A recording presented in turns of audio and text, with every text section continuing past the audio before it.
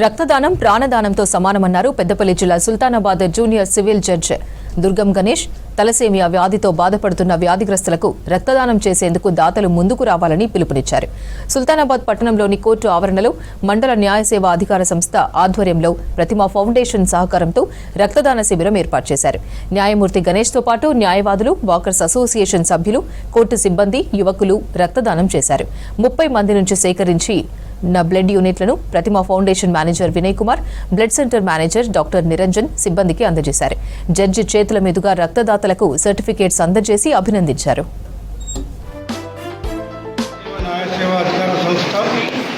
ప్రతిమా hospital వారితో కలిసి ఉచిత రక్తదాన శిబిరము తలసేమియా పేషెంట్స్ కోసం నిర్వహించడం జరుగుతుంది.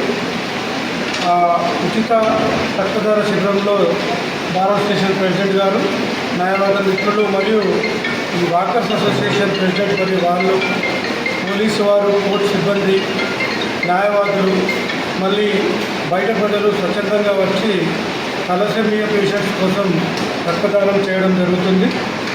కాబట్టి ప్రతి సంవత్సరం ప్రతి 6 monthsకు సుల్తానాబాద్ కోర్టులో కూడా తలసేమియా పేషెంట్స్ కోసం, చికిత్స అనీమియా పేషెంట్స్ కోసం ఇలాగే రక్తదానం చేసి పబ్లిక్కు, పిల్లలకు ఎవరికైతే రక్తం అవసరం ఉంటుందో వాళ్ళకు ప్రతిమా హాస్పిటల్ నుంచి ఉచితంగా ఇస్తారని, మళ్ళీ ఈ స్వచ్ఛందంగా రక్తదానం చేస్తున్న అందరికీ నా యొక్క నమస్కారాలు మరియు థ్యాంక్ యూ అందరికీ.